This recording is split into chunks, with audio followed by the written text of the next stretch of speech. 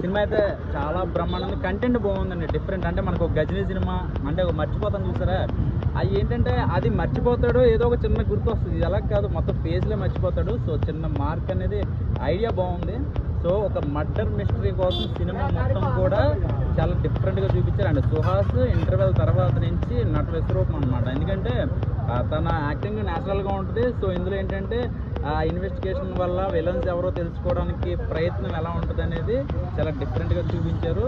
So నాకైతే మాత్రం అడవి చేసే సినిమా అంతకుముందు సినిమాలు ఏదైతే ఉన్నాయో ఆ సస్పెన్స్ థ్రిల్లర్స్ ఎలా ఉంటాయో సో ఆ జోనర్ అయితే మాత్రం గుర్తొచ్చింది. సో ఓవరాల్గా అయితే మాత్రం సినిమా చాలా ఇంట్రెస్ట్గా ఉంది. సెకండ్ హాఫ్ నుంచి అయితే ఇంకా ఇంట్రెస్ట్గా ఉంది.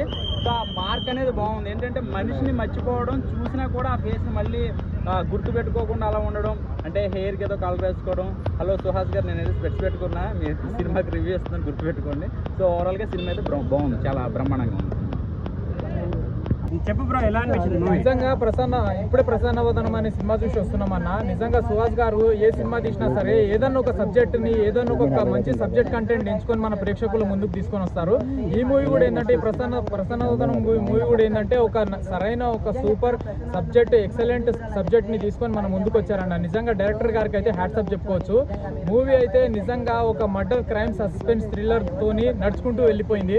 ఎక్కడ కూడా సినిమా చూస్తున్నంతసేపు ప్రతి ఒక్కళ్ళ ఆడియన్స్లలో ఒక ఇంటెన్షన్, ఒక భయం, ఏం జరుగుతుందా అన్న ఒక టెన్షన్తో నడుచుకుంటూ వెళ్ళిపోయింది.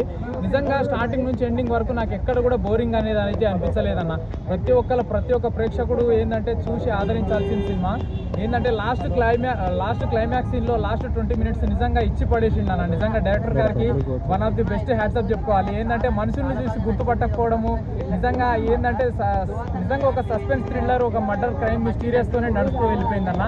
ప్రతి ఒక్క ప్రేక్షకులు అంటే చిన్నపిల్లల దగ్గర నుంచి పెద్దవాళ్ళ వరకు ప్రతి ఒక్కరు చూసి ఆదరించవలసిన సినిమా. ఇంకా హీరోయిన్ రాశి సింగ్ గారి యాక్టింగ్ పర్ఫార్మెన్స్ అయితే ఫస్ట్ హాఫ్లోనేమో డీసెంట్ యాక్టింగ్, సెకండ్ హాఫ్లో ఏంటంటే ఆమె అసలైన ఒక క్రైమ్ రూపం అనేది బయటపడము. నిజంగా చాలా సర్ప్రైజ్ ఫీల్ అయినాము. ప్రతి ఒక్క సీన్కి ఒక ఇంటెన్షన్ అనేది నిజంగా ప్రతి ఒక్కళ్ళకు చాలా అంటే చాలా బాగుందన్న. ప్రతి ఒక్కళ్ళు చూడాల్సిన సినిమా, ఎక్కడ కూడా బోరింగ్ అయితే అనిపించలేదు. ప్రతి ఒక్కళ్ళు రండి, థియేటర్కి వచ్చి చూడండి, ఆదరించండి. అన్న, ప్రసన్నవదనం సినిమా అయితే నాకు చాలా అంటే చాలా బాగా నచ్చింది. నిజంగా ఇది ఒక థ్రిల్లింగ్ సినిమా అయితే చెప్పుకోవచ్చు. సినిమాలో అసలు సుహాసన క్యారెక్టర్ అయితే మామూలుగా లేదన్న.